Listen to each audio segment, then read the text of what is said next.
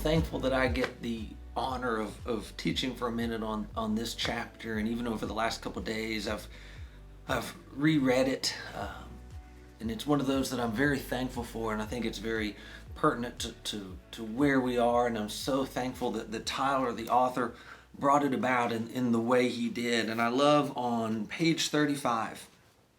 Page 35, he writes, "Prayer doesn't begin with us, but it begins with God." And so this idea of prayer, sometimes we feel overwhelmed by, I don't know what to say. I don't know what to do.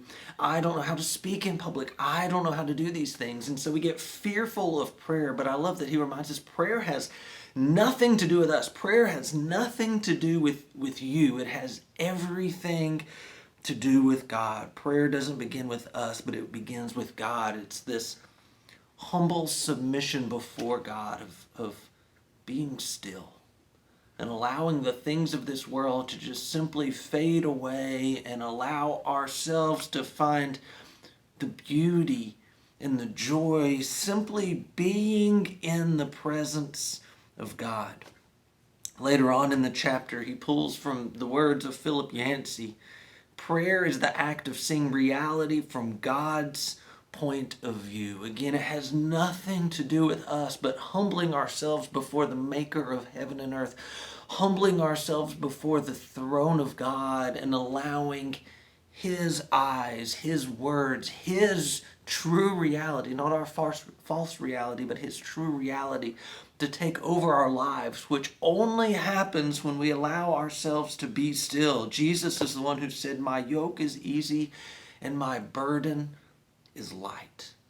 This world is heavy, friends. Let's be honest, it truly is. But prayer is one of those moments where we just allow it all to go so that we get the reality of God to take over our lives, so we can see the world, so we can see ourselves the way God created us to be. But we find in this change of modern lifestyle, he talks about clocks. When clocks came into existence, we moved from natural time to artificial time. Our time drives everything we do. The alarm clock, which wakes us up in the morning, that tells us when our first meetings are, that tells us what it is we are supposed to do, is we are overly structured. And so when that first clock, I think it's at 1370 in Germany, when that first clock came into existence, suddenly we moved from natural time, God's created time, to this artificial time. And then electricity, it keeps speeding things up. So as electricity came into existence, and then we have light bulbs, and suddenly we no longer have to go to bed when it's dark outside. No longer do we have to wait to wake up when the sun rises, but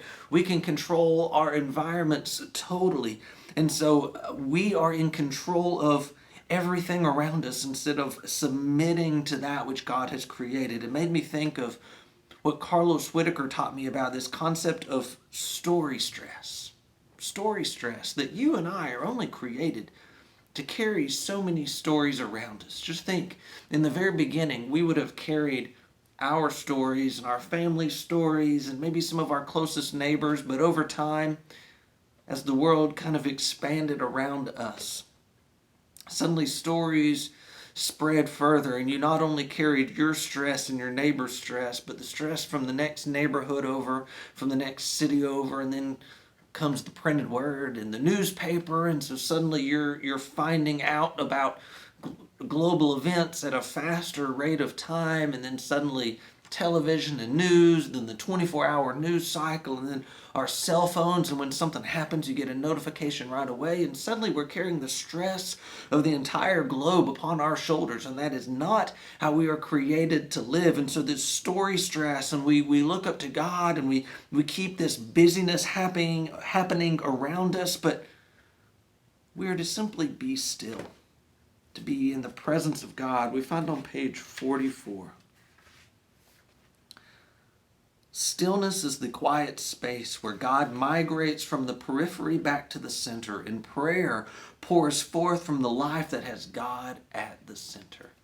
Story stress drags everything into our lives. The 24-hour news cycle, our cell phones, social media, these things keep everything that should be pushed to the periphery. Some of these things that shouldn't even be in existence in our minds. And it drags everything into our lives and competing for that first place. But the stillness of humbling ourselves before the maker of heaven and earth. It pushes all of that to the periphery.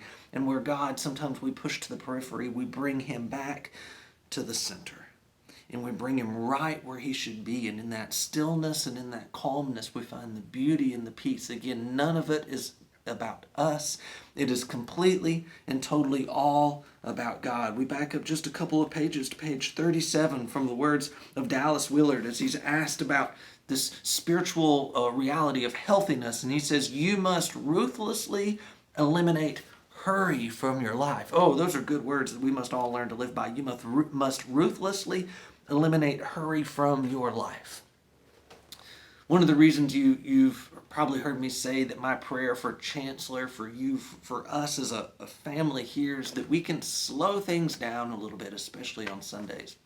I found in my own life several weeks back, I was feeling this kind of anxiety, just this busyness going on, and it wasn't anything happening in my life. We have great things happening. I'm blessed by my beautiful family and all these things, but I realized in hearing from other brothers and sisters around us that we had found ourselves as a family very busy, hurrying in and out, even our Sunday mornings at such a rapid speed as we have everything, wonderful things happening here, but the speed of which was distracting us from the core of the stillness before the throne of God, that is worship. And so I realized in my life and in the life of the church that some of that was highly programmed.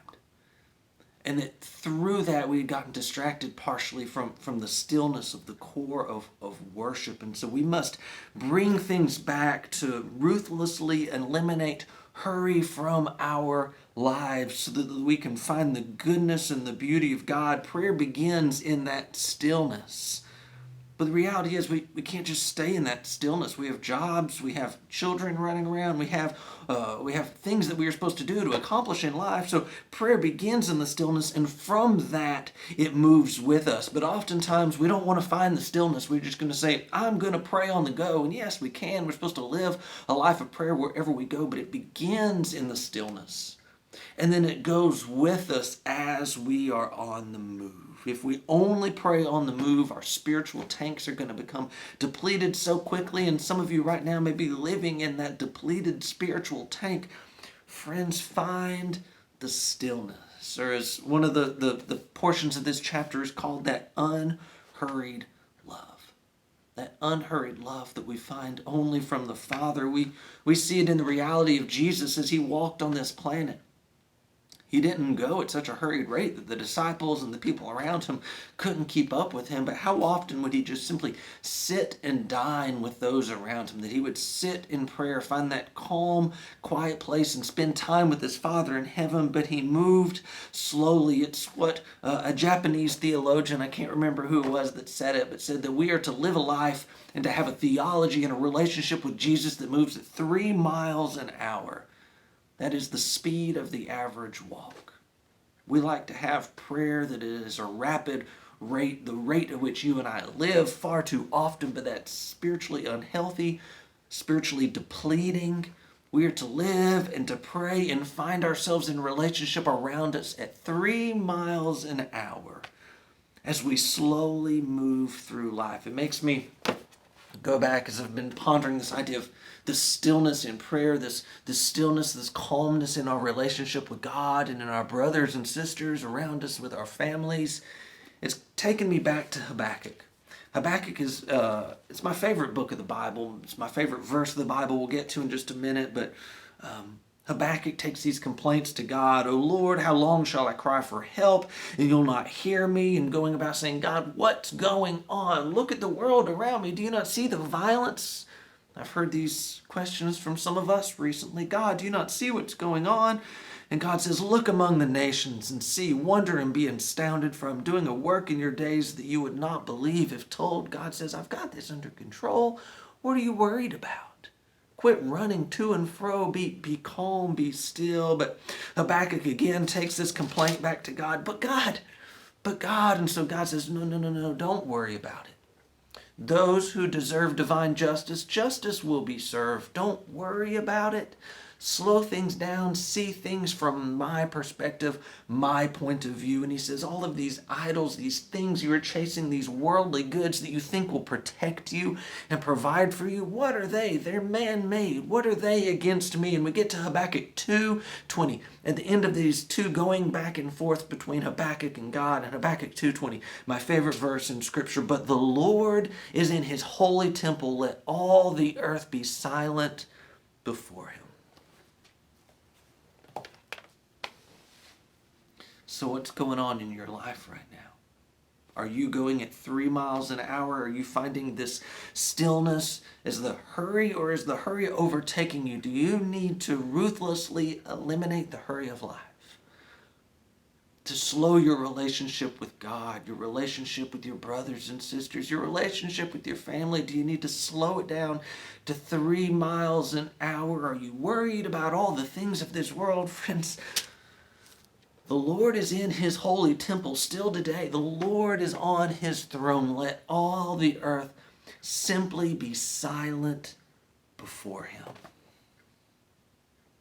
You see, stillness in life, stillness in prayer, it calms the turbulent and the unsettled waters in our life. And when we find ourselves still and quiet before our God, the chaotic ripples in our soul are calmed. Suddenly we see those God ripples. When his finger reaches down into our lives, and those beautiful ripples in his life, in our lives that he's trying to show us and to reveal to us, but the turbulent ripples of the chaos and the worry and the fear and the anxiety have taken over. Oh, no. May we simply still and calm and quiet ourselves before the throne, so that we can bring our God back from the periphery into the center. It's none of it's about us. It's all about him. And I pray that you find the calm, stillness that you need to slow this thing down to 3 miles an hour and walk humbly with our God.